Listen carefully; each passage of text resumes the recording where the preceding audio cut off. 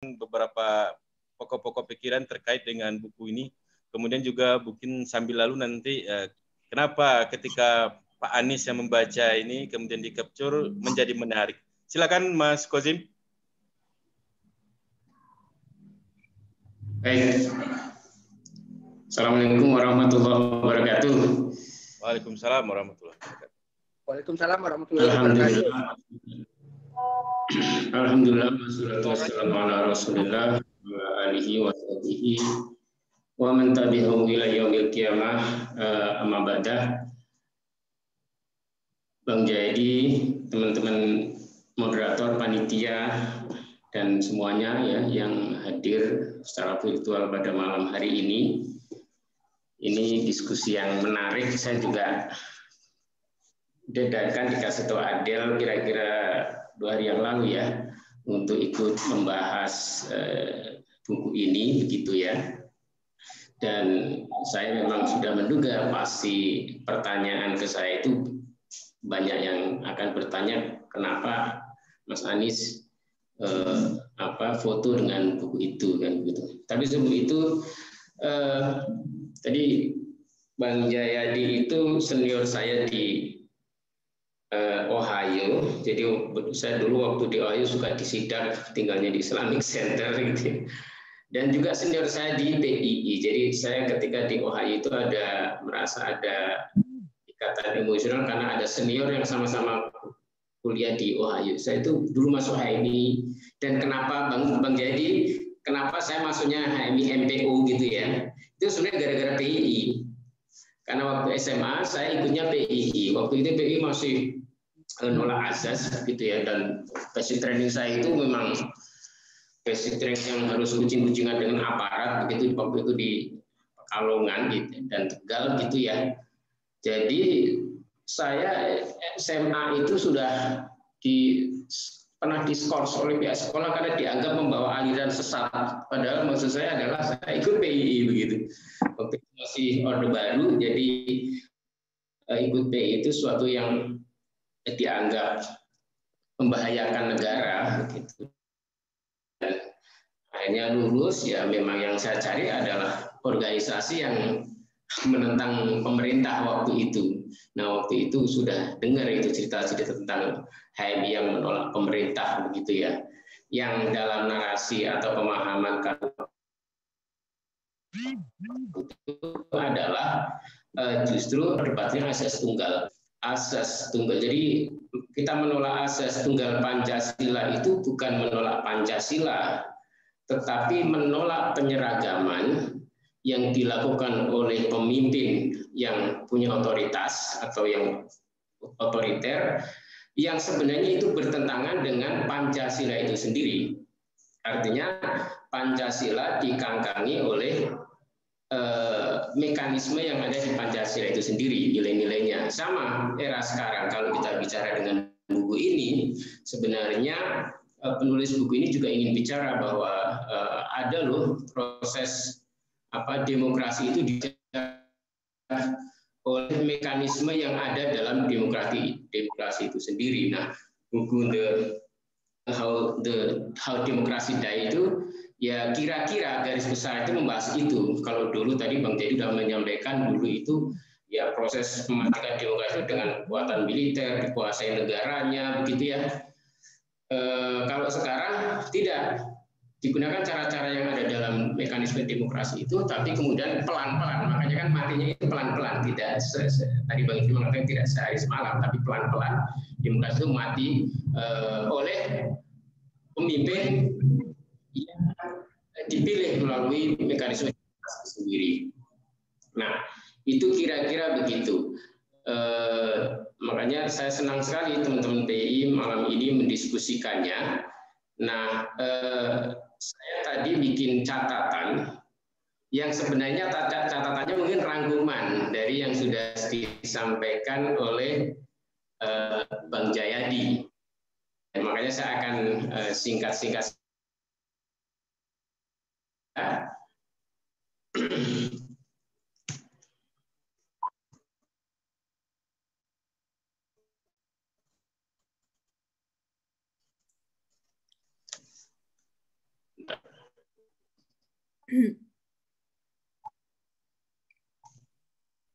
Jadi ini penulisnya ya, buku ditulis 2018 untuk merespon kondisi politik Amerika yang waktu itu Trump baru saja terpilih. Nah, pertanyaannya dengan Indonesia kira-kira gimana? Gitu. Nah, sebenarnya ketika Mas Anies foto dengan buku itu, jadi foto ini teman-teman gini, karena ini foto itu sebenarnya kan bahasa simbolik ya, siapapun berhak menafsirkan ya. Jadi walaupun saya itu mungkin dianggap dekat dan interaksi tiap hari, tetapi jangan dianggap itu adalah satu-satunya. Siapapun boleh menafsirkan. Saya juga sebenarnya menafsirkan juga, begitu ya. Nah, ini mengingatkan saya pada fenomena waktu itu dulu setelah direshuffle dari menteri, gitu ya. Itu waktu sempat ada foto yang sangat viral, yaitu ketika mengantarkan anak ke sekolah. Ingat ya waktu itu ya, begitu di reshuffle, beliau foto lagi boncengin anaknya ke sekolah. Itu membawa pesan yang luar biasa. Nah waktu itu kebetulan memang saya sendiri yang ngambil fotonya pakai HP saya begitu ya.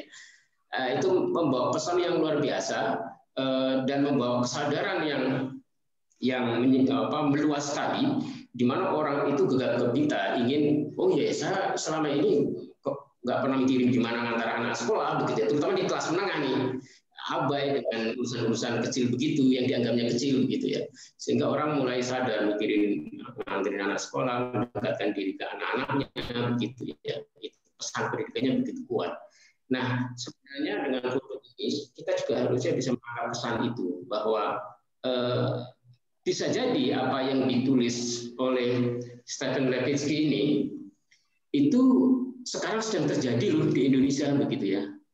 Kalau itu terjadi di Amerika 2016 ketika Trump terpilih gitu ya, maka ayo kita lihat ya, apakah fenomena ini kemungkinan juga jadi demokrasi di kita itu dengan fenomena yang ada itu bisa jadi juga sedang mengalami proses itu begitu.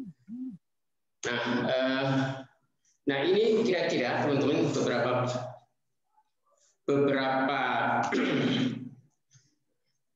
yang tadi ya, beberapa poin yang tadi sempat disampaikan oleh Bang Jayadi. Jadi seringkali di poin pertama itu adalah politisi sering memperlakukan rivalnya itu sebagai musuh. Itu tadi Bang Jayadi menekankan itu. Jadi bukan sebagai lawan, tapi sebagai musuh yang harus dihabisi.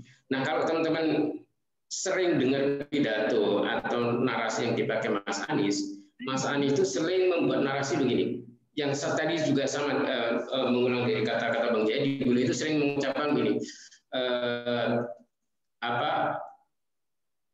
lawan badminton adalah teman dalam olahraga, begitu ya. Lawan politik adalah teman dalam demokrasi, gitu. Makanya bedakan lawan dengan musuh. Kalau dalam perang itu memang ada musuh harus dihabisi, tetapi dalam politik yang ada adalah lawan, jangan dihabisi, begitu. Nah fenomena belakangan ini itu kan beberapa orang yang punya otoritas di negeri ini itu seringkali lebih cenderung ingin menghabisi lawan-lawan politiknya, begitu, sehabis-habisnya, sehingga itu sebenarnya akan mengganggu ekosistem demokrasi di kita, begitu. Dan beliau sendiri selalu mempraktikkan ketika dikritik ketika apa itu, dengan tidak melakukan agresivitas mengkick balik orang yang kritik, begitu ya.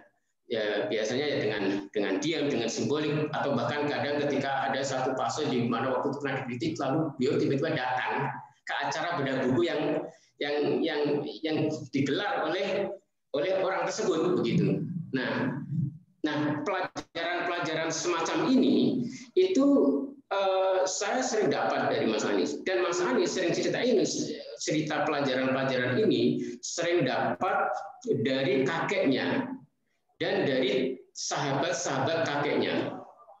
Beliau waktu sempat cerita betapa waktu itu ada seorang politisi Islam, Pak Nasir dan Wahid Hasim, gitu ya. Lalu kemudian Agus Salim. Lalu kemudian ada juga politisi Katolik waktu itu, yang jadi sahabatnya kakeknya juga beliau, Pak siapa lupa namanya. Politisi Katolik ini itu ngerti kalau lawan politiknya yaitu Agus Salim itu lagi dilanda kemiskinan dan tidak bisa punya rumah. Yang dia lakukan adalah bukan kemudian ngasih uang ke orang ini ya supaya bisa beli rumah, karena itu akan mengkorupsi begitu ya, tapi ngomong ke Wahid Hasyim dan kakeknya, Mbok itu tolong diurusin, ayo bareng-bareng dibikin biar punya rumah begitu. Nah cerita-cerita ini cerita beberapa cerita yang saya sering dengar dari beliau ketika di mobil bareng, ketika apa gitu ya. Contoh-contoh betapa dulu para politisi kita itu akhlaknya itu walaupun dengan lawan politiknya itu luar biasa begitu. Nah kemudian yang kedua adalah intimidate the press. Jadi di dalam buku itu diceritakan memang di negeri kita ada kebebasan pers gitu ya. Kalau di negara yang otoritarian, pers diberangus, nggak boleh terbit, dilarang dan sebagainya, dikontrol. Nah, gimana dengan intimidasi pers di negara yang demokratik kayak kita, Indonesia, atau dalam skala di buku itu mungkin di Amerika begitu. Kalau di Indonesia itu kecenderungan itu menurut saya juga ada. Dengan apa yang diistilahkan di dalam buku itu ditulisnya dengan auto apa maksudnya dia? Auto sensor ya, auto sensor. Jadi pres dipunyai oleh pemodal, lalu pemodal ini mengontrol redaktur dari pres tersebut. Dan karena ada kekuatan modal yang masuk ke situ, maka dia dengan auto censorship ya, jadi dia tidak perlu kemudian dilarang dan sebagainya, tapi secara otomatis media tersebut mengontrol dirinya untuk kepentingan penguasa. Begitu. Nah kemudian yang keempat dan seterusnya ya, itu saya kira tadi sudah dibahas juga banyak oleh Mas Jayadi ya. Biar cepat teman-teman. Kemudian ini contoh juga tadi yang sudah disampaikan oleh Bang Jayadi ya. Contoh-contoh saya kira nggak boleh dibahas juga. Kemudian ini juga sama, tadi Bang juga bicara banyak.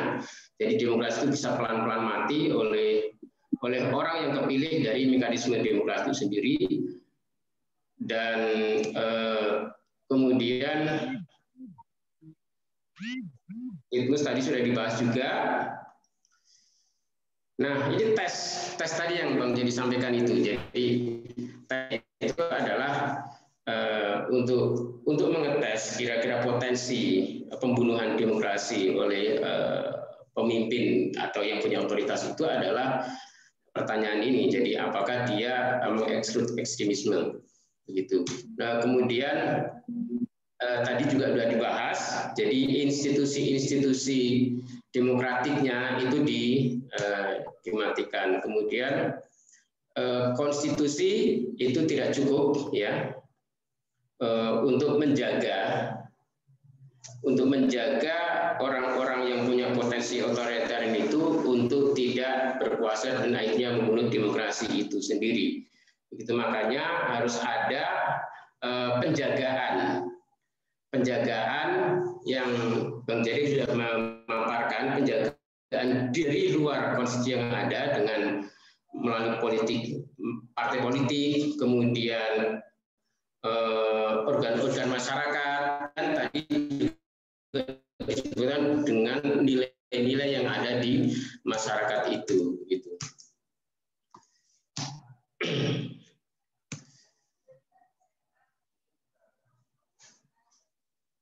Nah, ini adalah contoh-contoh, jadi apa warningnya, ya wordingnya tanda-tanda jika demokrasi itu mulai dibajak dan kemudian akan dimatikan, begitu ya. Tadi ada rejection of democratic rule of the game. Jadi misalnya tidak menerima kemenangan, tadi sudah dicontohkan ketika Trump tidak mau menerima kekalahan dan seterusnya, itu adalah tanda-tanda, begitu ya. Kemudian denial of the legitimacy of political opponents. Jadi lawan-lawan politiknya itu dihilangkan gitu. Nah, kemudian yang ketiga ini penting. Yang ketiga adalah toleransi penggunaan kekerasan gitu. Nah, fenomena sekarang ini barangkali nanti bisa menjadi bahan diskusi kita ya. Fenomena kekerasan belakangan ini terlepas dari pro dan kontranya terhadap organisasi FPI begitu ya, tapi penggunaan kekerasan tanpa melalui prosedur yang ketat itu menurut saya adalah bagian dari tanda-tanda itu begitu.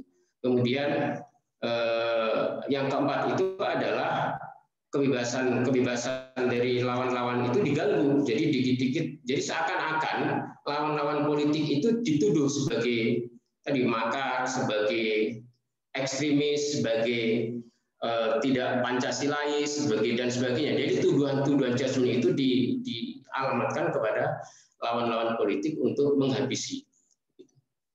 Nah, ini soal tadi memfilter ya, memfilter. Jadi partai punya tugas untuk menghambat atau menyaring orang-orang yang akan membunuh demokrasi dan kemudian berkuasa. Dalam contoh yang di buku itu kan diceritakan kegagalan Partai Republik ya, yang kemudian memberikan kesempatan kepada Trump untuk masuk dalam saringan dan akhirnya bisa terpilih begitu. Nah,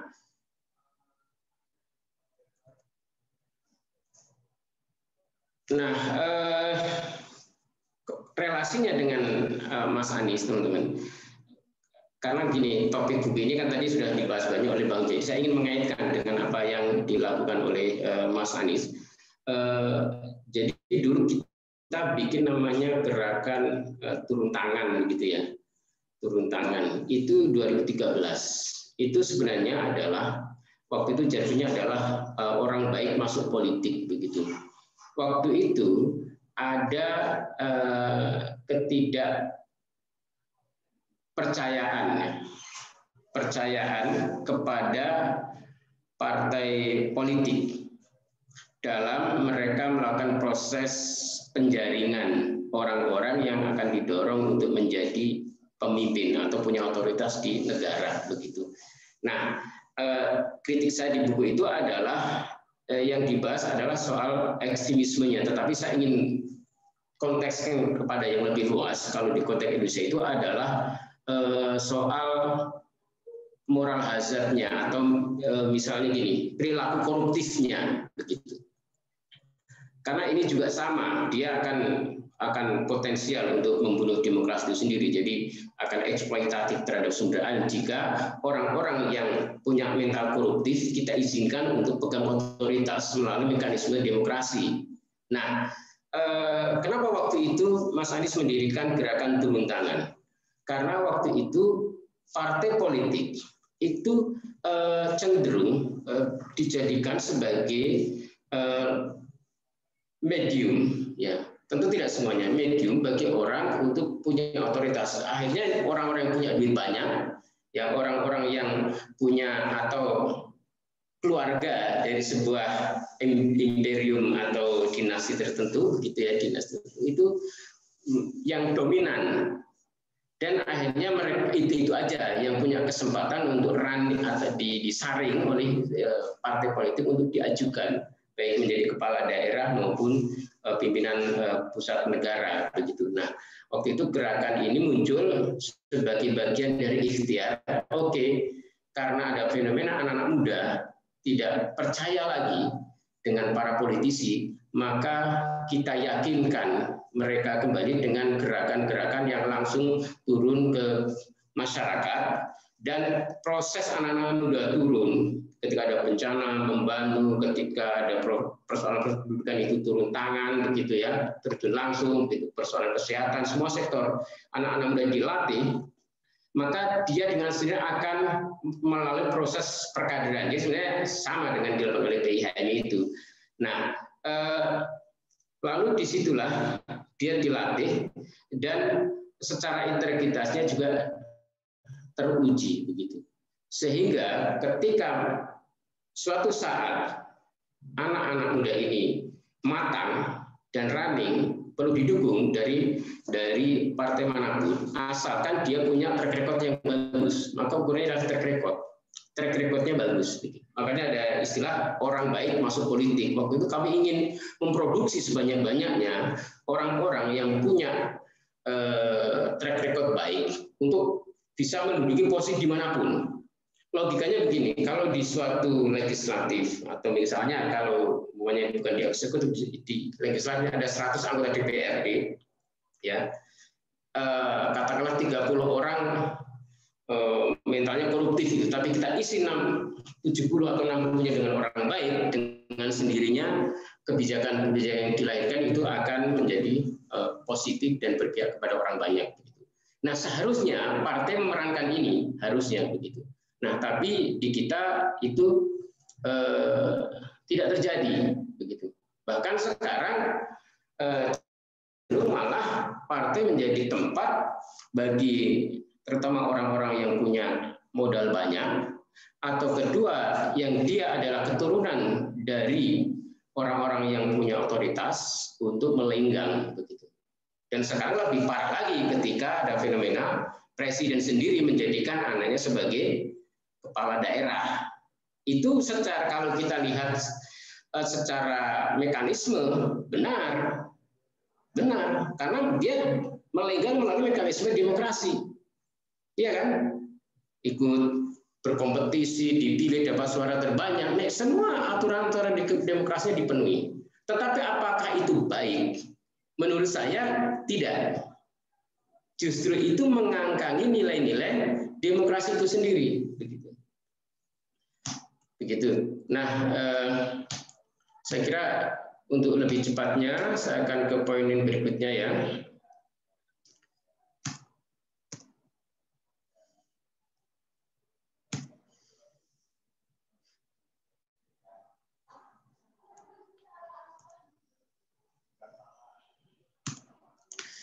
Nah, kira-kira begitu teman-teman apa yang bisa saya sampaikan. Nanti barangkali kita bisa lanjutkan dalam diskusi. Oh ya, ada satu lagi selain partai itu punya tugas untuk menyaring orang-orang. Tugas berikutnya kalau kita merefer pada buku itu adalah partai itu juga punya tugas ketika membangun koalisi. Itu juga harus dengan kelompok-kelompok atau partai-partai lain yang pro-demokratik. Jadi dia harus menunjukkan itu dalam cara-cara membangun koalisinya juga harus begitu. Ada dan satu lagi selain koalisi juga dia cara interaksinya juga harus bisa mengajak yang diajak interaksi itu untuk pro kepada demokrasi itu. Karena tadi lagi-lagi di dalam buku ini memang yang selalu disorot adalah soal ekstremisme ya. Nah, kita bisa tambahin dengan fenomena di Indonesia di mana selain soal itu juga soal-soal korupsi, ekstraktisme daya alam dan sebagainya. Saya kira itu barangkali sebagai pengantar dari saya kembalikan kepada moderator. Terima kasih Mas Kozim yang sudah menyampaikan beberapa poin terkait dengan isi buku ini. Kalau istilah di Minangkabau itu ada drama maling kundang sebenarnya. Institusi-institusi itu sebenarnya kan menjadi bagian penting dari pilar tegaknya demokrasi itu. Tapi pada kenyataannya pasca penelitian Huntington terhadap gelombang demokratisasi yang terjadi kemudian adalah institusi-institusi sendiri yang menjadi bagian dari upaya untuk membangun kuburan bagi demokrasi itu sendiri. Baik, untuk selanjutnya kita minta kepada Pak Dr. Wendra Yunaldi.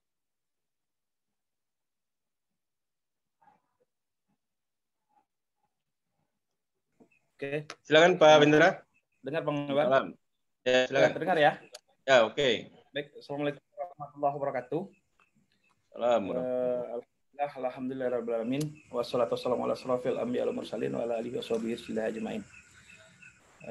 Makasih waktunya. Salam hormat sama Bang Mas Jayadi, sama Mas Kozim.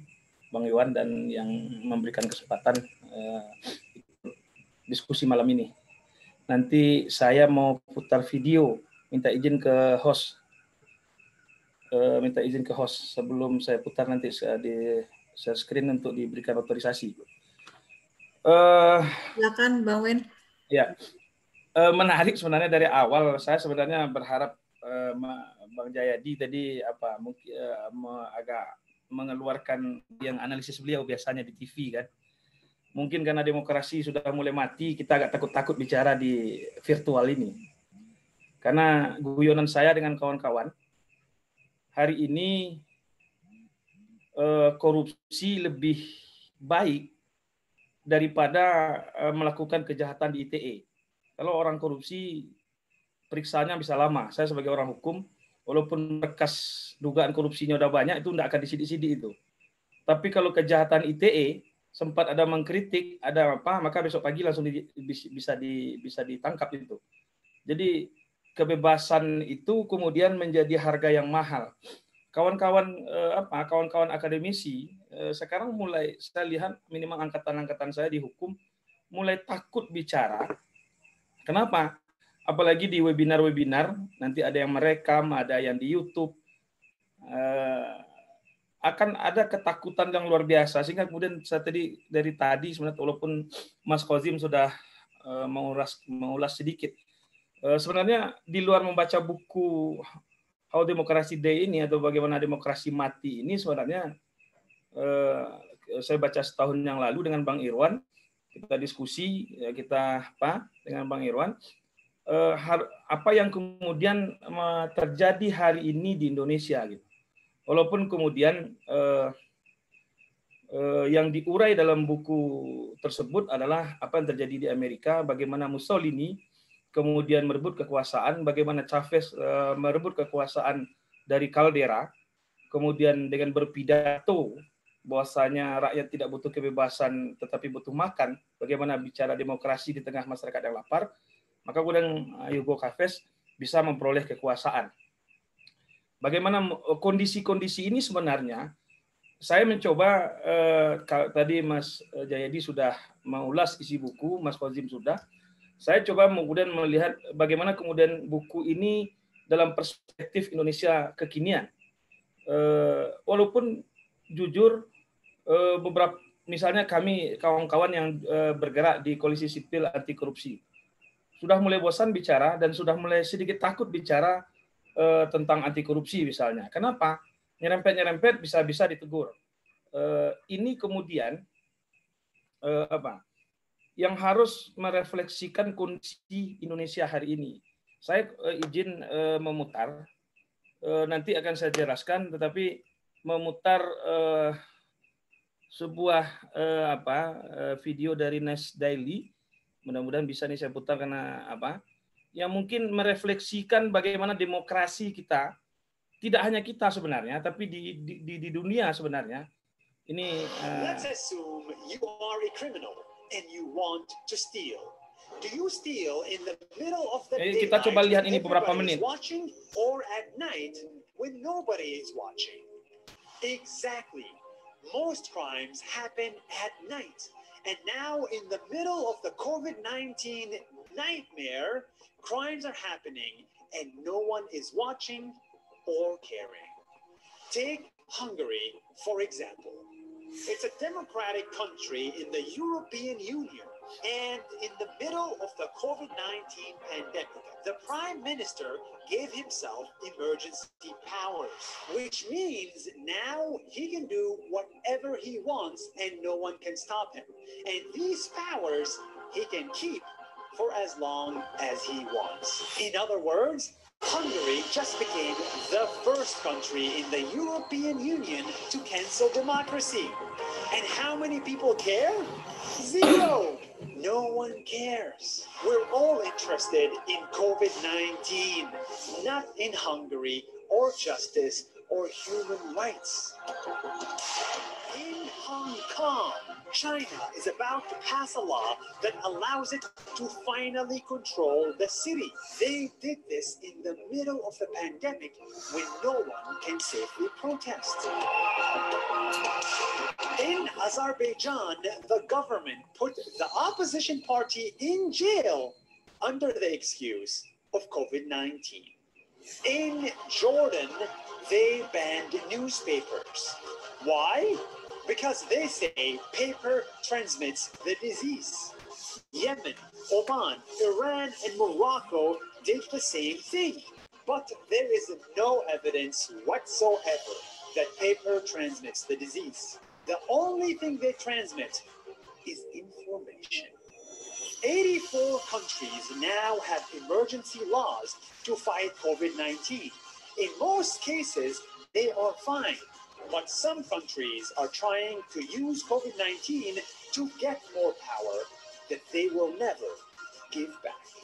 This is how Europe just got its first dictatorship, and to this day, no one cares. From politics to environment to human rights, the world stopped paying attention. In Brazil, the environment minister was caught on video literally saying, now that the media is only talking about COVID-19, we need to use this moment of calm to change all the rules. Exactly. That's all the proof that you need. If I was a bad guy, this is when I would commit my crime. If I was a dictator, this is when I would grab power. See, they say democracy dies in darkness, and they are right. COVID-19 is darkness, but it's a dictator's best friend. That's why it's important now more than ever to stay safe and to stay aware. That's more than a minute. See you tomorrow. Dear Indonesia, thank you so much for watching. Baik, itu saya sengaja memutarkan itu. Saya coba korelasikan dengan buku yang sedang kita bahas.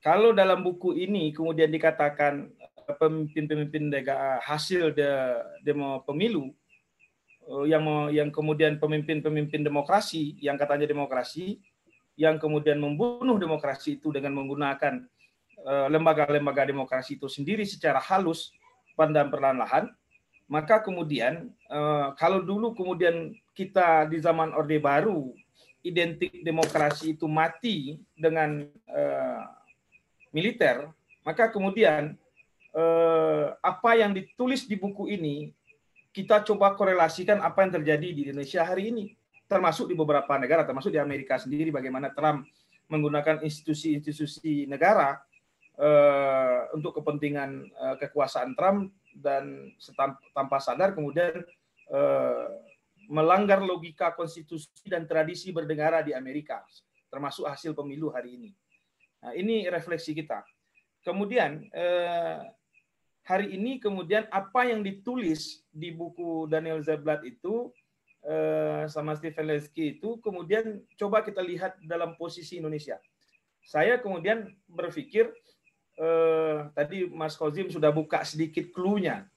Bagaimana kemudian perampokan demokrasi itu dilakukan secara legal. Jadi hal yang luar biasa, saya sebagai dosen hukum, sebagai orang hukum, kejahatan terbaik yang dilakukan hari ini adalah dengan melegalkannya, dengan melahirkan sebuah produk hukum yang yang disahkan oleh parlemen. Itu yang kemudian tadi di video tadi diungkap. Bagaimana kemudian parlemen menjadi alat legitimasi kejahatan. Nah, tetapi karena kemudian secara legal dia disahkan oleh negara, maka ada perlindungan hukum dalam setiap perbuatan yang mungkin dalam tanda kutip ada kejahatan. Nah, kita tidak berani kemudian bertegas-tegas menunjuk karena kenapa?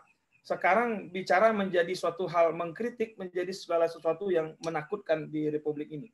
Paling tidak ada beberapa kawan-kawan yang mengkritik dan ini dihajar minimal kalaupun tidak oleh kekuasaan, oleh buzzer-buzzer, oleh pendengung-pendengung. Kenapa?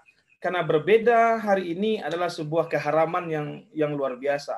Padahal betul dalam buku ini ditulis pembunuh demokrasi itu menggunakan lembaga-lembaga demokrasi, termasuk menggunakan apa yang terjadi di beberapa negara, yaitu menggunakan aktivis-aktivis yang dulunya adalah pro-demokrasi, sekarang masuk pada kekuasaan, pada sebuah sistem kekuasaan, mereka yang kemudian terlibat juga membunuh aktivis-aktivis muda dalam berpikir, ya, pikiran-pikiran demokrasi.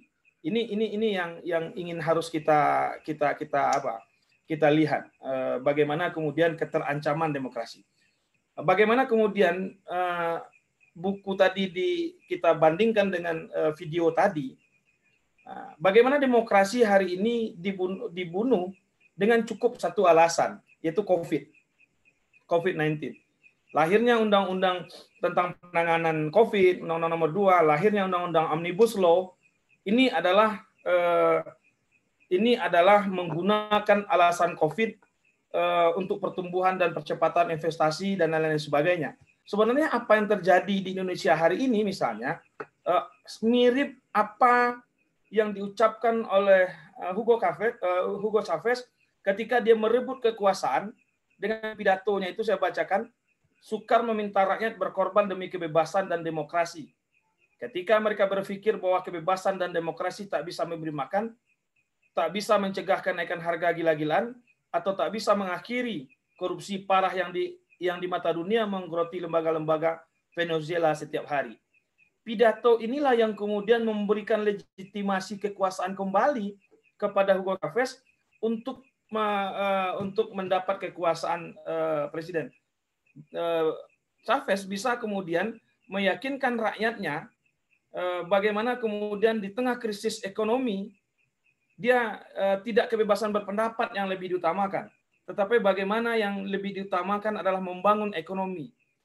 Keyakinan itu diperoleh sehingga kemudian dia memperoleh kursi presiden, sehingga Caldera memberikan karpet merah untuk Chavez untuk menjadi seorang presiden. Nah, hari ini kondisi ini sebenarnya saya sebagai orang hukum melihat bagaimana kemudian narasi-narasi yang dibangun, kemudian bagaimana membangun investasi, kemudian membangun kesejahteraan, kemudian melawan COVID dan lain sebagainya, kemudian lahirlah produk-produk hukum yang sebenarnya membunuh demokrasi.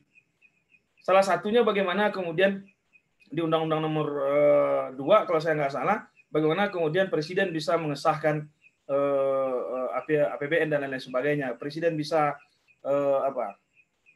Presiden bisa kemudian menentukan keuangan negara, termasuk di Undang-Undang Cipta Kerja. Beberapa hal kemudian diberikan ruang yang luar biasa.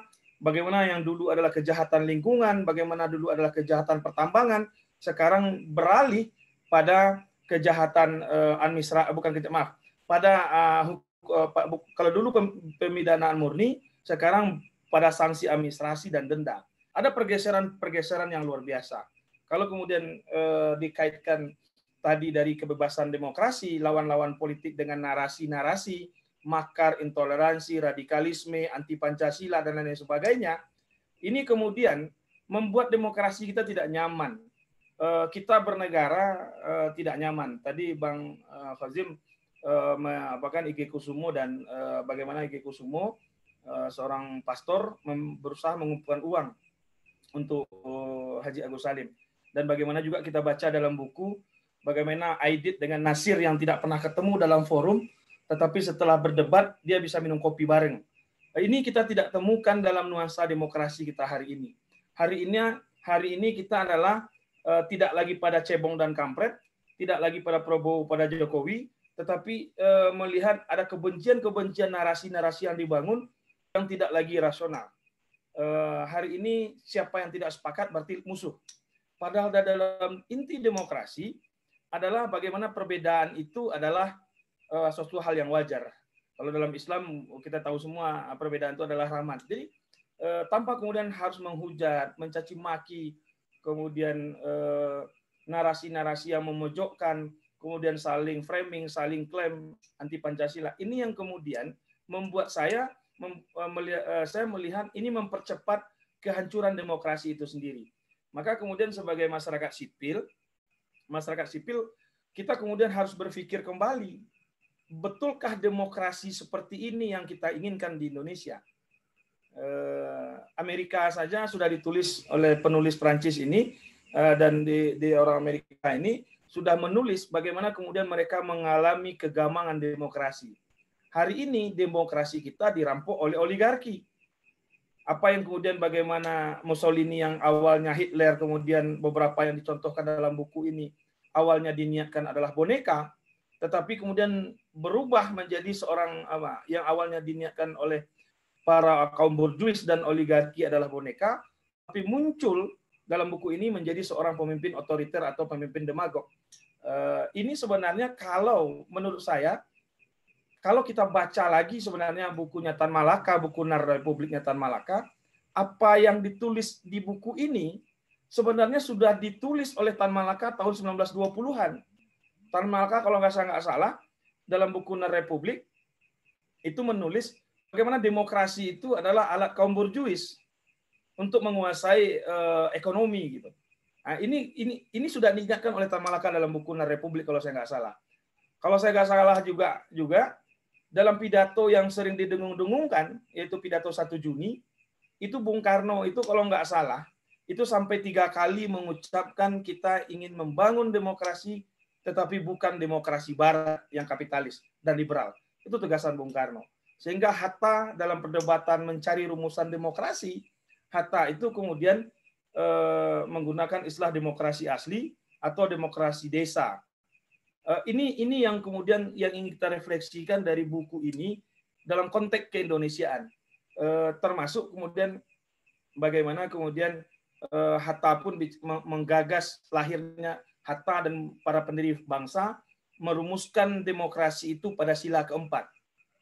Ini yang kemudian hikmah yang ingin kita ambil dari buku ini, bagaimana di tengah demokrasi elektoral kita yang dikuasai oleh para oligarki hari ini harus jujur, kemudian naiknya calon tunggal dari dulu awalnya hanya kalau saya nggak salah 16 naik ke 27 dan 2019 ini terus naik 60-an kalau saya nggak salah di seluruh Indonesia dari 272 yang pilkada, ini jelas-jelas mengancam esensi demokrasi itu sendiri. Artinya apa? Banyak hal yang bisa kita ambil menjadi peringatan dan menjadi aneh ketika seorang Anies Baswedan membaca buku sambil duduk, kemudian orang ribut ada apa dengan buku dengan segala tafsirnya, sehingga kemudian membaca buku pun menjadi sesuatu hal yang menakutkan di Republik ini hari ini. Sehingga kalau kita bicara di media virtual atau medsos atau yang online ini, kita harus lebih hati-hati. Kenapa? Jangan-jangan setelah kita bicara di forum ini, tiba-tiba ada yang melaporkan. Sampai mimpi pun, orang bermimpi pun harus dilapor, ada yang melaporkan. Orang bermimpi pun hari ini ada yang melaporkan. Sehingga kemudian saya sebagai orang hukum banyak. Ada rasionalitas hukum yang ada norma dan irasionalitas yang terjadi di hukum. Apakah ini kesadaran apakah kesadaran orang terhadap hukum sehingga setiap orang yang merasa haknya dilanggar, orang melapor. Atau karena kegenitan, setiap orang ingin melaporkan semua orang. Ini menurut saya juga ancaman bagi demokrasi. Kenapa? Hukum itu dibentuk bukan memenjarakan orang. Hukum dibentuk adalah untuk menertibkan. Tujuan hukum itu tidak memenjarakan. Tetapi hari ini instrumen hukum digunakan untuk menghabisi atau membunuh secara politik lawan-lawan politik atau orang-orang yang tidak disukai. Jadi menarik buku ini, walaupun saya tidak membacanya dalam versi bahasa Indonesia, banyak hal yang kemudian bisa kita antisipasi bagaimana membangun Indonesia ke depan, narasi kebersamaan, karena Karena kita lihat bagaimana anak-anak bangsa ini hari ini saling berhadapan minimal di media sosial, saling hujat caci maki, dan ini menurut saya berbahaya bagi kesatuan Republik Indonesia ke depan. Bagaimana lembaga-lembaga demokrasi, lembaga-lembaga negara, dan pers atau media harus mampu kembali menjadi alat-alat demokrat, baik dia sebagai suprastruktur politik maupun sebagai infrastruktur politik, sehingga ada ketenangan kita sebagai anak bangsa, jangan terjadi kekisruhan, dan kemudian di tengah COVID, dengan alasan COVID, semua hal bisa terjadi.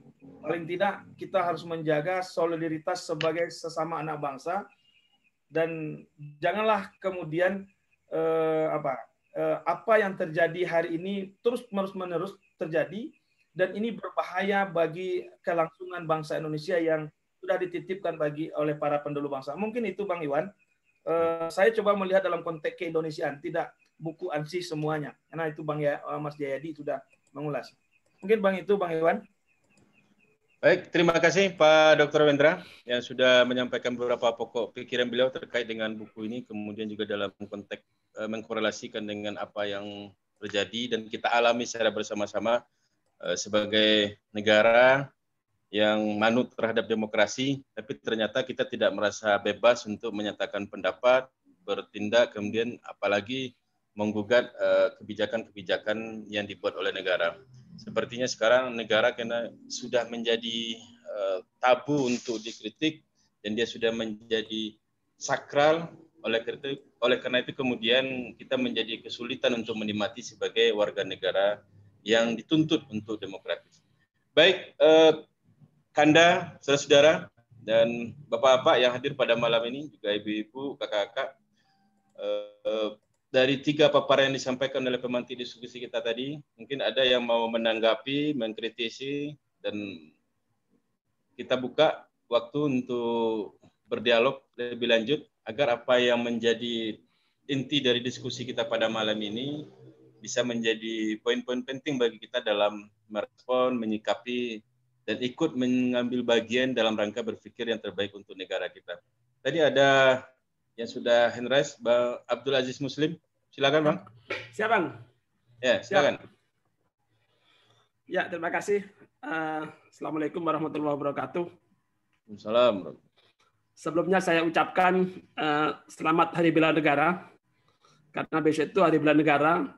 72 tahun yang lalu Pak Syafruddin Negara mendirikan PDRI di Sumatera Barat. Dan ini kebetulan teman-teman Sumatera Barat juga menggelar event How Democracy Day. Jadi kita mencoba membela negara ini juga bagian dari menyelamatkan demokrasi kita. Ya. Jadi kalau tadi dibilang demokrasi kita dalam ancaman, maka refleksi kita malam ini sekaligus untuk menyambut Hari Bela Negara besok, maka marilah kita sama-sama masyarakat sipil ini bagaimana agar demokrasi yang sudah susah payah kita bangun sejak reformasi kemarin tidak mati suri dalam sekian dasawarsa ini. Bapak Ibu sekalian, saya tertarik dengan apa yang dituliskan oleh Mas Khozin tentang 4 sign. Jadi 4 penanda bahwasanya demokrasi kita itu sudah mulai kedap-kedip gitu ya. The rejection of democracy, rule of the game, penolakan aturan main demokrasi, kemudian the denial legitimasi politik opponent, jadi mengalahkan lawan politik itu melegitimasi, toleransi kekerasan gitu. Nah, kalau kita lihat hari-hari ini, Bapak Ibu sekalian, saya mengasih contoh satu kasus. Itu ada kawan yang kemarin melakukan investigasi di KM 50, lalu dipanggil oleh kepolisian dan nampaknya diminta keterangan. Nampaknya ini polisi sedang menyisir bagian dari kebebasan berdemokrasi melalui kebebasan berpendapat ini, berbicara ini, untuk mencari satu sisi kesalahan. Jadi mereka mencoba mencari celah ini bisa dijerat dengan undang-undang ITE atau undang-undang Dewan Pers. Jadi kalau memang si kawan ini, jurnalis ini tidak termasuk dalam kategori produk pers jurnalistik, maka akan dijerat dengan undang ITE. Jadi ini satu strategi dari pihak negara untuk membungkam suara-suara protes di luar di dalam mengkritisi kebijakan-kebijakan negara. Ya, betul yang di video tadi, hari-hari ini kita memang persis seperti digambarkan. negara begitu powerful. Jadi di balik COVID ini kemudian muncul pemikiran-pemikiran, kebijakan-kebijakan yang sangat undemokratis. Kebebasan dibungkam, kekerasan dimunculkan, berbagai macam kebijakan negara itu begitu kuat dan tanpa ada kontrol yang kuat dari masyarakat sipil. Apalagi masyarakat sipilnya juga terbelah, ya, terbelah dalam polarisasi yang kuat. Sehingga tadi kalau Bang Wendra bilang fenomena cebongkam dan sebagainya itu masih mengejala ini. Bagaimana kemudian di Indonesia jadi lucu, kekuatan oposisi masyarakat justru malah dihajar habis-habisan oleh kekuatan pendukung pemerintah. Jadi justru oposisinya yang diserang gitu kan. Sementara negara itu menggunakan segala macam alat kekuasaannya untuk melegitimasi kekuasaannya dengan cara-cara yang tidak demokratis, gitu kan? Hukum pun kemudian menjadi sepihak penafsirannya. Poinnya adalah apa yang harus kita lakukan masyarakat sipil ini dalam melihat fenomena demokrasi di Indonesia yang kalau kita lihat dari paparan Mas Hosin tadi itu 4 kriteria terpenuhi untuk melihat bahwasanya demokrasi kita sedang sakaratul maut. Itu. Mungkin itu dulu Bang Wendra. Jadi kita sama-sama refleksikan aja di tengah Bang Ajis mana wajahnya nih Bang Ajis? Terima kasih Bang Ajis. Terima kasih. Baik, selanjutnya kita minta pada ini yang juga raise hand, Bang Ihsan Kurnia, silakan. Oke, Assalamualaikum warahmatullahi wabarakatuh. Saya ucapkan salam dulu pada senior. Udah lama nggak ketemu, Bang Jayadi sama Mas Hosin ya. Mudah-mudahan sehat selalu. Terima kasih, sangat menarik sekali paparannya. Saya nyambung langsung dari Cak Aziz ya itu ya. Tapi sebetulnya kalau tadi ada analisis perspektif ekonomi politik dan psikologi politik, saya pikir itu akan lebih menarik ya, karena bicara demokrasi di Amerika itu kan ada inner circle gitu ya, kaum plutokrasi. Kalau di Indonesia itu tampaknya plutokrasi dan oligarki gitu. Jadi memang kalau perspektifnya ekonomi politik memang ada inner circle, ada orang-orang ekosistem kekuasaan yang memang bermain, tidak hanya variabel presiden sebagai individual begitu ya. Jadi kalau ada analisis itu, dan saya sebenarnya pengen tanya ke Bang Jayadi, what is new gitu, apa yang baru dari kondisi ekonomi politik di Amerika, atau maksudnya ekosistem kekuasaan di Amerika sehingga sampai buku ini lahir begitu. Karena kalau dari dulu kan ya tentu plutokrasi di Amerika sudah bukan hal baru begitu kan. Atau jangan-jangan kalau analisisnya psikologi kekuasaan, jangan-jangan persoalan individu presidennya saja begitu. Jadi faktor Trumpnya saja gitu. Jadi nanti kalau Trump sudah berganti, akan stylenya akan berubah. Jadi values dan bagaimana presiden memperlakukan demokrasi itu juga akan berubah. Artinya kalau analisisnya individual barangkali itu sifatnya temporary saja begitu, karena tidak didukung oleh ekosistem kekuasaan yang lebih kompleks begitu. Nah di Indonesia barangkali juga seperti itu begitu, karena Pak Jokowi kebetulan yang terpilih, kemudian ada problem-problem karakter leadership dan seterusnya. Ya kalau Bang Rizal Ramli sih mengatakan dia takut dengan bayangannya sendiri gitu. Jadi kalau analisis psikologi politik itu saya pikir akan menarik, karena jangan-jangan yang terjadi itu ya seperti itu begitu. Yang kedua ini Bang Jayadi kan juga saya bacalah disertasinya ya tentang presidensialisme, itu menarik sekali. Nah kira-kira untuk kondisi seperti ini gitu ya, kan presidensialisme itu kan bisa diperkuat dan diperlemah begitu ya. Apakah sekiranya solusinya yang bisa dijadikan alternatif itu memperlemah presidensialisme begitu. Nah karena kan kalau presidensialisme the winner takes all gitu. Ya, ketika sudah mendapatkan semua kekuasaan itu ya sebetulnya bisa melakukan apa saja begitu ya. Meskipun mereka tetap mengikuti prosedur demokrasi, tetapi values-nya yang dilanggarkan begitu, inti dari buku itu. Nah, kemudian selanjutnya memang kalau secara subjektif, apalagi dari teman-teman kita gitu ya, kalau melihat demokrasi di Indonesia tampaknya memang sekarang mengalami degradasi yang luar biasa. Tetapi memang anehnya BPS itu justru indeks demokrasi kita naik gitu ya. Dari kalau dilihat tahun lalu itu ya, kenaikannya itu cukup signifikan begitu. Memang ada penurunan ya di aspek kebebasan sipil ya, dari 78 ya, aspek kebebasan sipil itu ya, dari 78 ke 77 kalau nggak salah. Tapi itu penurunannya juga tidak signifikan. Secara umum naik begitu. Padahal itu kan itu versi BPS, tapi kan itu di supervisi oleh UNDP ya. Ya teman kita juga itu Mas Fajar yang mengurus itu sebetulnya ya. Nah, soalnya kita percaya nggak nih sama UNDP? Bukan, indeks demokrasi udah nggak UNDP lagi. Betul, BPS. BPS dan Polhukam. Betul, tetapi sebelumnya disupervisi sama UNDP. Mas Fajar yang menceritakan begitu. Ya memang.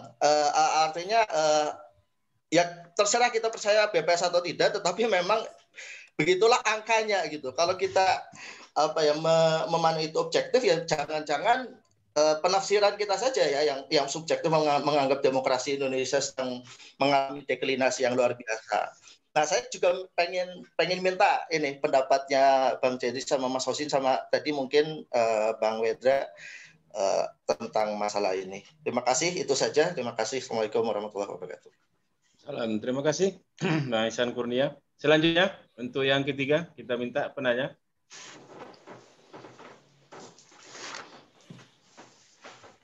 Silakan. Pak Dr. Abdullah Qusairi, mungkin ada yang mau menanggapi, silakan. Siap, moderator. Diberi waktu ya. Terima kasih. Boleh, terima kasih. Baik, Assalamualaikum warahmatullahi wabarakatuh. Saya sebenarnya tadi ingin menjadi mustami saja tadi. Tapi yang jelas buku ini buku lama, buku yang terbit 2018 dan saya kebetulan sedang di Ciputat waktu itu, sedang kuliah dan banyak membahasnya di kuliah dengan Komarudin Hidayat. Buku ini kembali viral karena Bang Anies mengirim sinyal politik yang cerdas, saya kira. Ini sinyal politik dan cara berpolitik yang cerdas. Saya kira cara begini yang enak.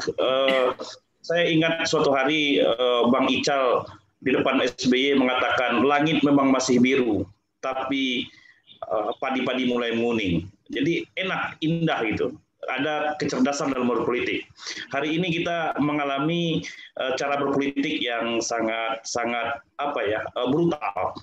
Baik kedua belah pihak karena luka kekalahan. Kemudian demokrasi ini berjalan di tengah masyarakat yang lapar, baik dalam pendidikan maupun dalam lapar perutnya, karena negara tidak mampu memberikan ruang untuk menjadi kaya bersama-sama. Kemudian emosi kita dibawa oleh arus kebisingan demokratisasi oleh orang-orang yang tidak paham dengan demokrasi itu. Malahan ada yang memainkannya untuk kepentingan politik. Nah, saya mengatakannya menjadi disrupsi demokrasi karena kita mengalami disrupsi di mana-mana ya, termasuk kedatangan teknologi, juga industri pers mengalami oligopoli, juga kebebasan pers yang tidak dipelihara dengan baik, kebablasan di mana-mana, politik kekuasaan dibajak oleh politik oligarki. Hulu semua itu adalah, saya kira, pendidikan demokrasi kita memang gagal. Saya hanya meminta untuk kepulangan Bang Jayadi harus membuat gerakan sesuatu yang baru agar kita, ya seperti yang dikatakan Bang Hosin tadi, gerakan turun tangan lagi. Kita harus menyatakan tidak berada di mana-mana, tapi selalu ada di mana-mana dengan demokratisme ini atau moderatisme ini. Tapi saya saja dikatakan bahwa kalau saya pro ke Jokowi dibilang Jokowi, apalagi Pak Wendra sering sekali mengatakan begitu. Padahal saya tidak sama sekali. Begitu juga ke Prabowo gitu. Tapi begitulah akhirnya arus ini akan mengatakan bahwa kurva politik kita akan selalu begitu. Saya kira kita memulainya bahwa kita berada di masyarakat sipil yang dikuatkan selalu dengan gerakan baru. Saya meminta dan mengajak Bang Jayadi melakukan itu. Demikian saja. Terima kasih. Assalamualaikum warahmatullahi wabarakatuh. Waalaikumsalam warahmatullahi wabarakatuh. Terima kasih Pak Dr. Abdullah Qusairi. Selanjutnya, silakan Bapak-bapak, Ibu-ibu, ada yang mau menanggapi terkait dengan paparan yang disampaikan oleh pemantik diskusi kita tadi. Kita persilakan.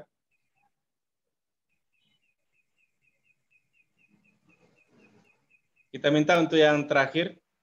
Ada beberapa pertanyaan di chat juga, Oh, Bang ya. Iwan. Silakan dibacakan aja, Del. Saya nggak bisa buka ini.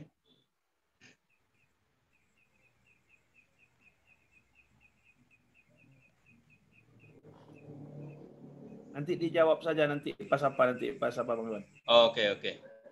Baik, terima kasih terhadap 3 orang penanya menanggapi apa yang disampaikan oleh pemantik diskusi kita pada malam ini.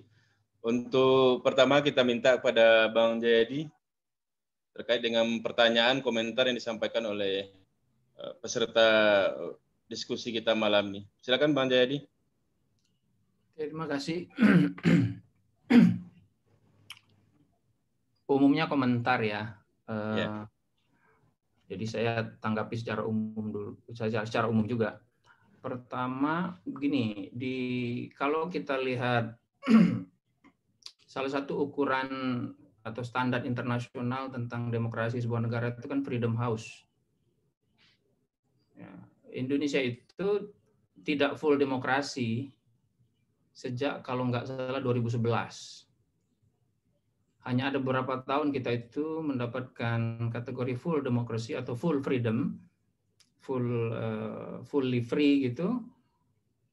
Saya lupa tahunnya itu, tapi sudah lama kita tidak dapat full demokrasi itu. Coba deh, kalau kita semua di websitenya www.freedomhouse.org itu, Indonesia itu warnanya kuning, nilainya 4. Nilai dia full demokrasi itu 1 sampai 3. Kalau 4 sampai 5 itu ya agak-agak demokrasi gitu, atau demokrasinya rendah. Yang 6 dan 7 itu full tidak demokrasi. Itu seperti Cina dan sebagainya. Itu bukan demokrasi agak-agak ya, Bang? Gimana? Bukan demokrasi agak-agak ya? Boleh juga. Demokrasi yang agak-agak juga boleh. Itu satu ya. Jadi gejala demokrasi kita itu dari segi kualitas itu rendah memang sudah cukup lama. Itu berarti perilaku tidak demokratis baik dari para elit, para politisi maupun dari masyarakat itu memang masih sangat menggejala di Indonesia gitu. Bukan hanya elit tapi juga masyarakat secara umum. Itu salah satu alasan mengapa kita tidak fully demokratik kalau menurut ukuran-ukuran dari Freedom House misalnya. Demikian juga kalau kita menggunakan ukuran lain seperti Economic Intelligence Unit misalnya ya. Nah, tadi yang disitir oleh Mas Aziz itu indeks demokrasi Indonesia. Angkanya bukan tidak sampai 80 kan, 70-an gitu kan. Tidak mengalami peningkatan yang tajam juga. Mungkin di beberapa bagian ada peningkatan tapi juga di beberapa bagian mengalami penurunan. Itu satu. Yang kedua yang ingin saya sampaikan 4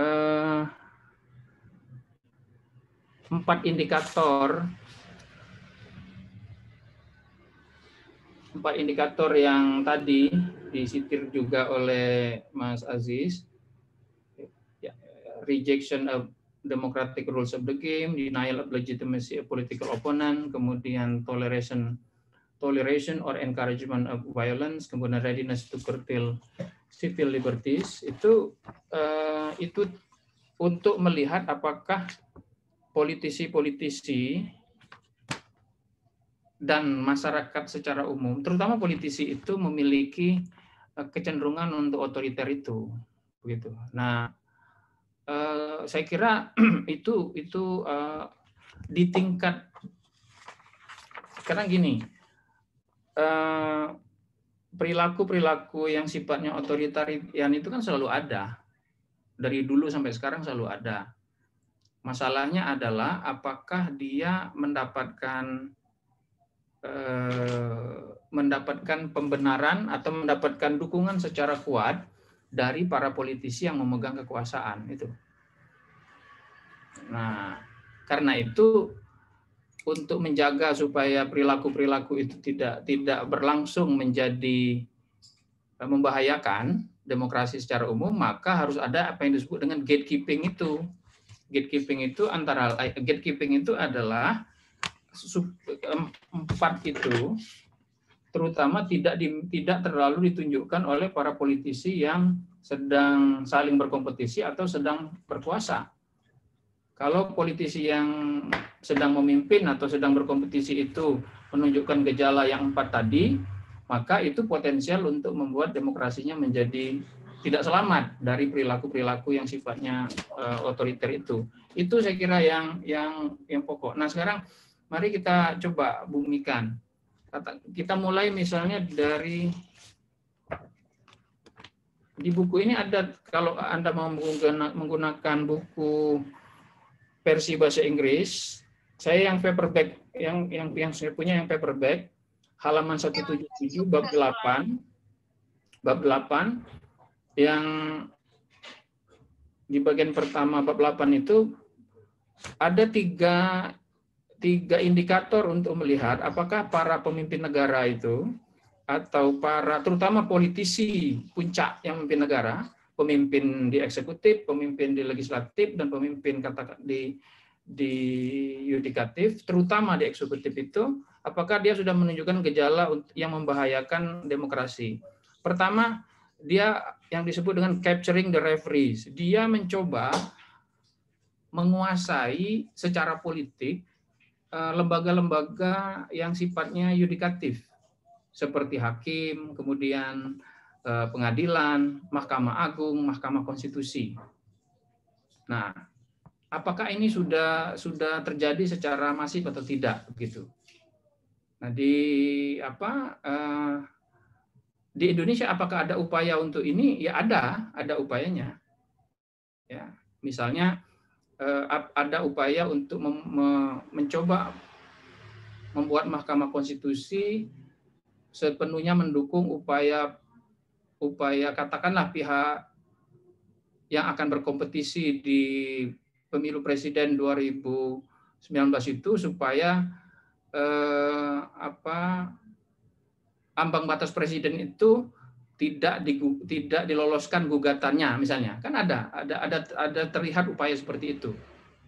Dan kemudian memang kalau Mahkamah Konstitusi memutuskan ambang batas presiden itu dibolehkan. Begitu, meskipun posisinya 72. Tapi pertanyaannya adalah apakah ambang batas itu dengan adanya ambang batas presiden itu misalnya, apakah itu sudah membuat demokrasi kita menjadi berbahaya? Menurut saya belum, karena itu persoalan kebijakan di bidang politik dan hukum yang terkait dengan pemilu. Itu sebagai contoh.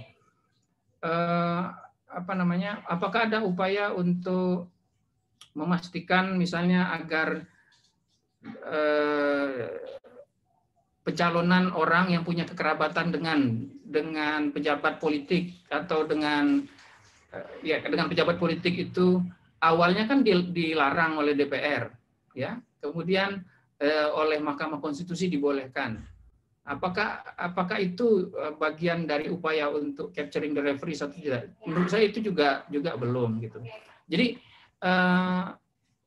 belum terlihat upaya secara masif untuk membuat lembaga-lembaga yudikatif itu sepenuhnya mendukung membabi buta apa yang dilakukan oleh pihak eksekutif untuk melakukan hal berikutnya. Hal berikutnya itu adalah mengkooptasi dan melemahkan atau mungkin membunuh lawan-lawan politik, media, dan figur-figur di masyarakat sipil dan figur-figur yang dianggap berpengaruh. Begitu. Apakah ini ada gitu? Ya. Ada upaya untuk mengkooptasi lawan politik, ada saya kira, yaitu Pak Prabowo dijadikan menteri Pak Jokowi kan misalnya. Nah pertanyaannya, apakah itu membahayakan demokrasi kita atau tidak? Itu yang menjadi pertanyaan dari sisi itu. Ada upaya untuk mengkooptasi atau menyensor media gitu. Ada itu, mungkin kita banyak banyak analisis yang mengatakan atau banyak katakanlah dugaan-dugaan itu terjadi.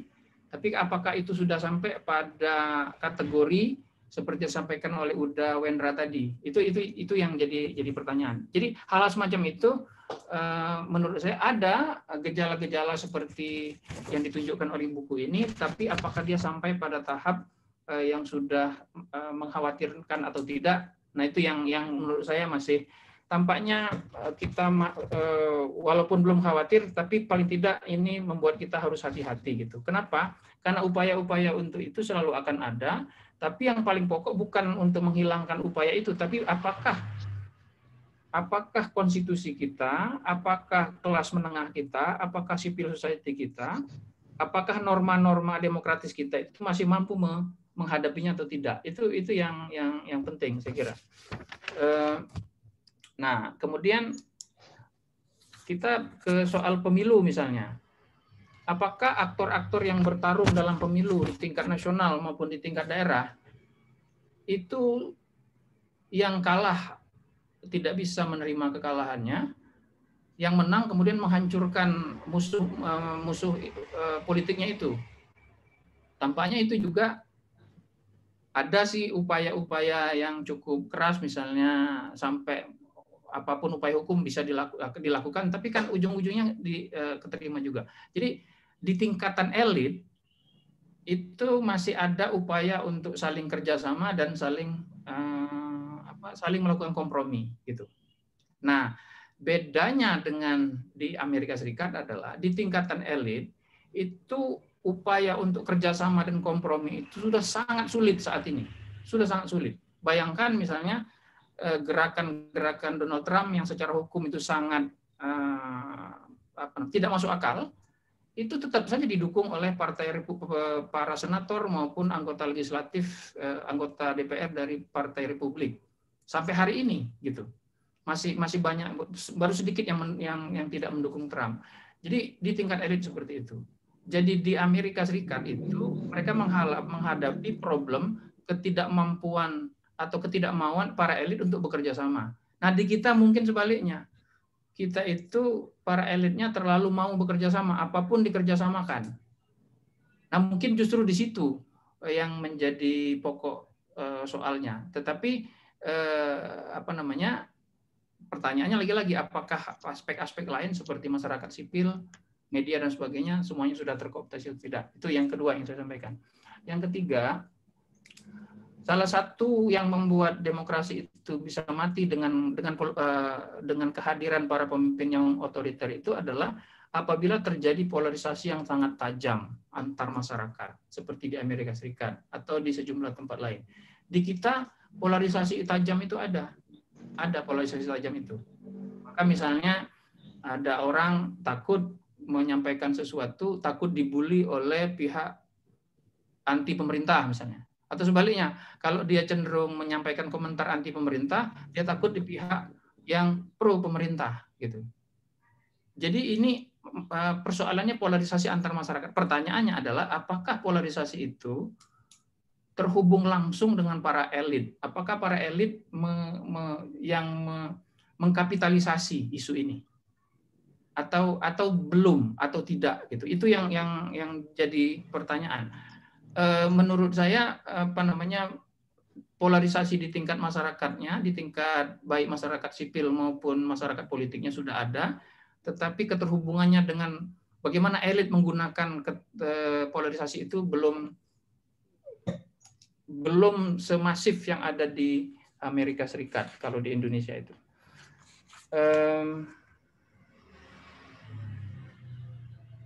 Nah, terakhir, apakah bagaimana dengan sistem presidensil? Jadi di sistem presidensil memang presiden punya kekuasaan besar, tetapi jangan lupa bahwa presiden tetap bisa dicek oleh DPR dan lembaga legislatif, begitu.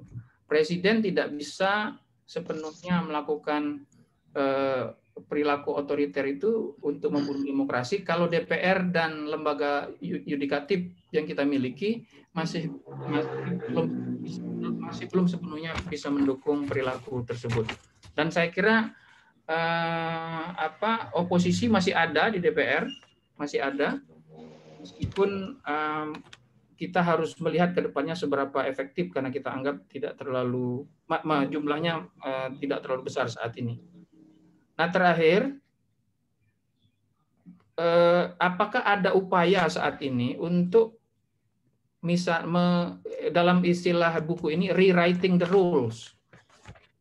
Rewriting the rules maksudnya mengubah aturan-aturan demokratis yang sudah kita sepakati untuk menguntungkan pihak tertentu, termasuk dalam hal ini konstitusi. Dulu kan beberapa waktu lalu ada upaya untuk mengamandemen UUD 45, alasannya untuk memasukkan GBHN kan? Ada upaya untuk itu.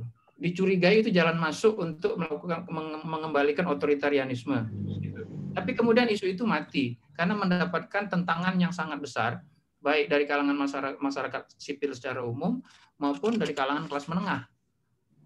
Nah, jadi dari sisi itu saya melihat tanda-tanda upaya-upaya dan perilaku-perilaku otoritarianisme yang bisa membunuh demokrasi seperti diidentifikasi oleh buku ini ada di Indonesia. Tetapi tampaknya perilaku itu masih banyak yang menentangnya. Masih cukup banyak pihak-pihak, para pemain yang melakukan perlawanan terhadap itu, dan untuk paling tidak untuk saat ini perlawanannya masih cukup kuat.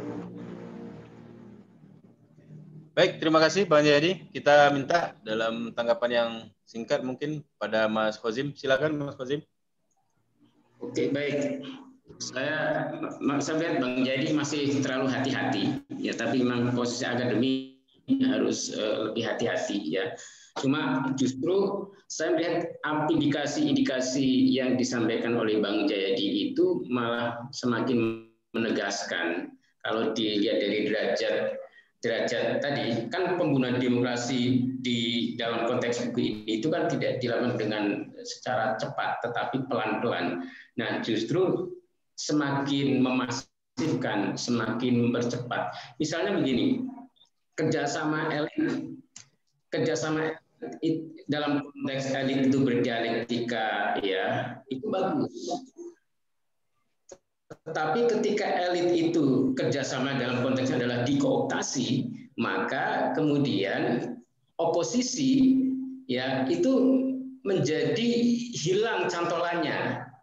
Fenomena sekarang ini, oposisi kan dilakukan langsung oleh rakyat tanpa melalui institusi partai, kan begitu. Fenomena sekarang orang itu kan mengkritiknya melalui jalur-jalur yang karena merasa partainya sudah nggak berdaya, sebuah terkooptasi. Partai-partai yang harusnya itu menjadi oposisi malah diserap ke dalam partai-partai yang berkuasa. Dan momentumnya adalah ketika Omnibus Law itu disahkan dalam waktu yang sesingkat-singkatnya tanpa persiapan yang matang, begitu ya. Dan walaupun secara prosedur, secara legal, ya itu legal tadi disampaikan oleh Pak Dokter tadi, tetapi secara substansi justru ini kan secara asasi itu bertentangan dengan substansi otonomi daerah, eksploitasi sumber daya alam dan sebagainya. Dan itu menurut saya adalah bukti konkret betapa channel-channel perimbangan, ya, dalam demokrasi itu menjadi semakin nggak ada. Akhirnya kemudian kemarin ketika masyarakat itu masih turun ke jalan itu karena merasa nggak punya lagi channel-channel selalu diskusi malam ini, ya, terlepas dari pro dan kontranya terhadap FPI-nya. Tapi menurut saya sekarang HS dan pengikutnya itu sudah diarahkan ke dalam posisi yang diteroriskan, diarahkan ke sana, begitu. Jadi tadi hak-hak sebagai oposisi, hak-hak sebagai warga negara mulai diganggu dan kemudian diarahkan ke sana, sehingga kemudian itu bisa menjadi legitimasi bagi penguasa untuk menggunakan violence tadi, begitu. Kalau ini tidak dikontrol oleh kan begini, dengan diteroriskan, maka kemudian seakan-akan ada pemahaman, penguasa berusaha memberikan pemahaman kepada masyarakat bahwa sah saja kalau tiba-tiba orang dibunuh, tiba-tiba orang disiksa begitu ya, demi untuk kepentingan negara, kan begitu, tanpa melalui mekanisme yang jelas. Nah, ini kalau tidak masyarakat sipil tidak secara masif bergerak mengontrol ini, maka akan derajatnya akan meningkat, begitu. Nah, keluarga dari pimpinan negara ya sebenarnya fenomena anak dari pejabat itu bertarung ya atau masuk politik itu sesuatu yang dari dulu ada. Rata-rata kalau anak anggota DPR atau anak apa dia akan nyalon, tetapi dia dalam waktu yang berbeda. Ya, nah ini kan semakin mengental derajatnya. SBY ketika berkuasa dia anaknya tidak running begitu ya. Kemudian baru setelah turun anaknya didorong begitu. Nah sekarang Soeharto aja nggak begitu, tapi sekarang ya Jokowi bahkan secara terang-terangan mendorong anaknya begitu. Nah ada satu hal yang itu disebutkan bahwa salah satu faktor yang bisa menghambat proses pemulihan di Indonesia adalah pengendalian diri dari orang-orang yang punya otoritas. Ya, pengendalian untuk tidak bersikap over gitu.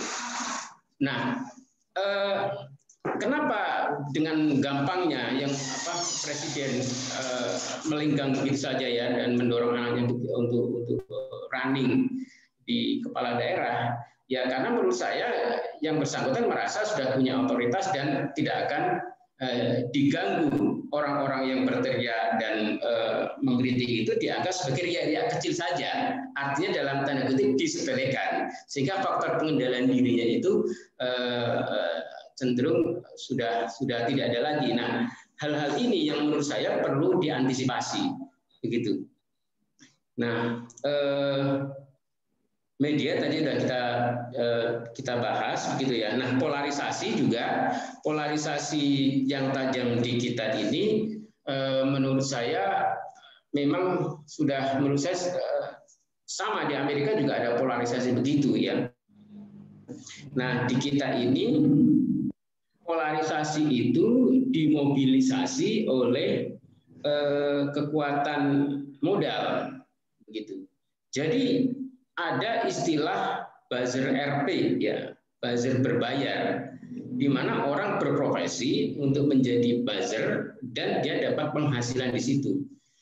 Kalau orang bisa bekerja secara profesional normal, dia nggak akan mau jadi itu. Tetapi ada arus modal yang kuat sehingga bisa menjamin beberapa orang hidupnya nyaman dengan menjadi buzzer-buzzer itu, walaupun dia harus istilahnya bermuka badak begitu ya, iya kan? Ini kan pekerjaan sekarang itu, Anda nggak perlu berkeringat, yang penting Anda bermuka badak, maka Anda akan dapat uang banyak. Anda nggak perlu peduli dengan dampak atau efek dari omongan yang Anda sampaikan begitu ya. Walaupun sesungguhnya itu daya rusaknya luar biasa di masyarakat. Nah, fenomena kan mengeras sekali sehingga makin mengental begitu. Saya kira itu, Bang. Terima kasih, Mas Kozim. Selanjutnya kita minta pada Dr. Wendra Yunaldi. Silakan. Saya nambahkan dikit. Kalau dilihat kemudian dari buku ini tentang pemimpin otokratik yang menggunakan pengadilan, kalau pengadilan dan lembaga badan-badan resmi untuk membungkam media dan pihak swasta, saya belum melihat misalnya pengadilan digunakan sebagai instrumen. Saya belum melihat secara 100% lah, secara utuh. Tetapi kalau kemudian dilihat dari Mahkamah Konstitusi, nah, kalau di lembaga peradilan umum tidak, saya belum melihatnya. Malah kemudian peradilan umum itu hari ini banyak putusannya yang kemudian mengalahkan pemerintah. Berupa judicial review yang dilakukan peraturan pemerintah, dan peraturan menteri dan lain-lain sebagainya oleh kalangan sipil, malah pemerintah pada posisi yang kalah pada Mahkamah Agung. Tetapi yang kalau kemudian maksudnya di Mahkamah Konstitusi, kita kemudian para kawan-kawan yang biasa di Mahkamah Konstitusi dan Hukum Tata Negara melihat salah satu persoalan bangsa hari ini malah Mahkamah Konstitusi. Kalau di awalnya Prof. Jimli, Prof. Mahfud jadi ketua dan lain-lain sebagainya sebelumnya, dianggap Mahkamah Konstitusi sebagai solusi dari kebuntuan berkonstitusi di Indonesia, malah sekarang kawan-kawan melihat Mahkamah Konstitusi bukan lagi the guardian of constitution, tetapi sudah menjadi masalah dari konstitusi itu sendiri. Dia tidak lagi sebagai interpretasi konstitusi, tetapi kemudian banyak putusan Mahkamah Konstitusi tidak lagi kemudian melindungi hak-hak sipil atau warga negara dari filosofi kelahiran. Nah, ini kemudian terlihat apakah kemudian kata Mas Jayadi tadi, apakah kemudian Indonesia ada fenomena merubah konstitusi untuk membungkam demokrasi? Kalau di Undang-Undang Dasar sampai hari ini betul salah satunya bagaimana kemudian GBHN, ada alasan salah satu Muhammadiyah mendorong GBHN walaupun ada pro kontra itu. Muhammadiyah mendorong GBHN dengan alasan-alasan yang lain. Tetapi menarik beberapa hari ini misalnya yang harus kita ingatkan Presiden Jokowi adalah ada beberapa elemen yang mendorong atau seperti halnya Presiden SBY di periode kedua mendorong agar ada presiden periode ketiga. Gitu. Ini ada isu-isunya berapa. Mudah-mudahan tidak terjadi. Pak Jokowi konsisten, beliau mengakhiri 2024, presiden 2 periode 2024, kemudian terjadi transisi kekuasaan secara baik, secara konstitusi. Tapi kalau dilihat dari pembentukan peraturan perundang-undangan, terutama selama COVID, itu kalau istilah kami itu terjadi pembentukan peraturan perundangan secara ugal-ugalan. Ada beberapa undang-undang yang lahir, misalnya Undang-Undang Nomor 2 tahun 2020 tentang kebijakan keuangan negara yang awalnya adalah untuk COVID, ternyata lebih banyak pada sektor keuangan. Atau lahirnya Undang-Undang Pertambangan yang ketok palunya juga kilat. Atau undang-undang MK, termasuk undang-undang KPK, kemudian undang-undang Cipta Kerja sendiri atau Omnibus Law sendiri. Contohnya misalnya, kenapa tadi dikaitkan dengan MK? Kalau dulu tuh MK punya waktu kapan sebuah permohonan dimasukkan, kapan putusan diterima. MK, undang-undang KPK itu sudah lebih setahun dilakukan judicial review. Sampai hari ini itu belum jelas putusnya kapan. Saya hari ini termasuk Bang Iwan, termasuk kuasa pemohon prinsipal, kuasa pemohon Undang-Undang Cipta Kerja dalam PU pengujian Undang-Undang nomor 91. Tradisi di MK biasanya setelah perbaikan permohonan itu paling lama 1 minggu atau 14 hari dilakukan sidang berikutnya. Sidang terakhir kita itu tanggal 24. Sampai hari ini kita tidak ada diundang, tapi tadi sore kita terima surat dari MK bahwasanya persidangan terhadap perkara PU nomor 91 ditunda sampai waktu yang belum ditentukan dengan alasan ada sengketa pilkada. Dihitung itu baru selesai itu pada bulan Februari. Artinya apa? Sidang judicial review itu akan terjadi pada bulan Maret. Yang harus kita tahu, Undang-Undang Cipta Kerja sudah melahirkan 2 PP yang sudah disahkan kemarin. Ada 2 PP yang sudah disahkan dari 30 atau 37 PP yang disiapkan oleh pemerintah. Nah, artinya secara konstitusi tidak, tetapi masuk pada peraturan untuk menggolkan seperti yang dikatakan dalam video Nas Daily tadi, secara perlahan terjadi.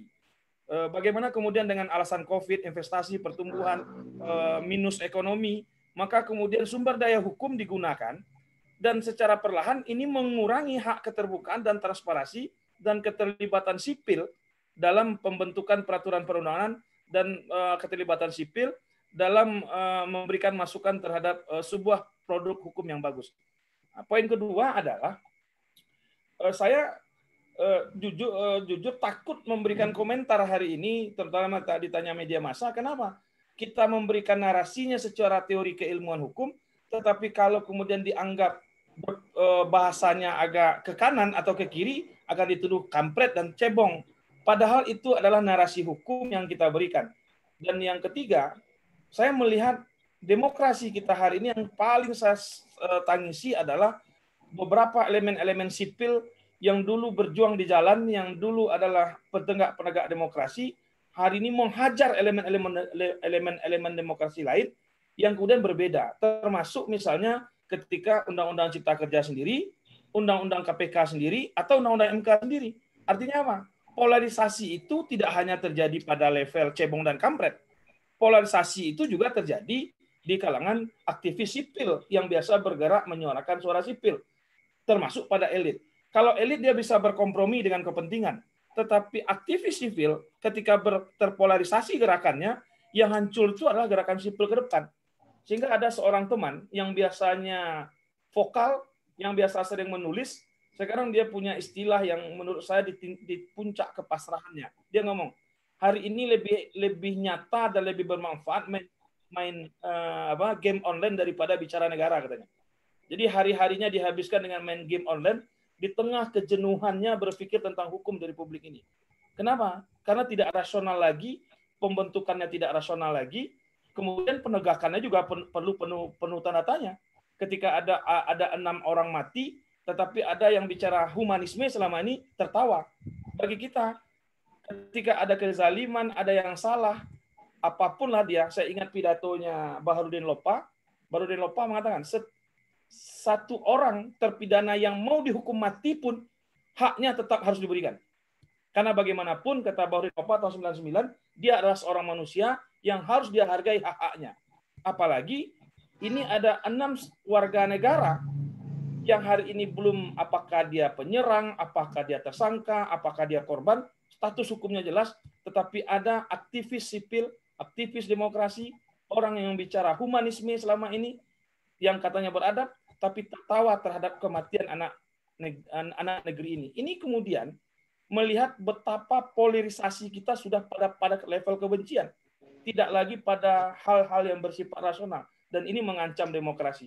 Maka tugas kita, orang-orang yang rasional, orang-orang kampus, orang-orang yang masih rasional, bagaimana kita menjadi perekat, tidak menambah polarisasi ini, bagaimana kita kemudian merekat agar bangsa ini tidak terpecah-pecah dan terbelah pada pro dan kontra. Mungkin itu tugas kita itu. Makasih Bang Iwan.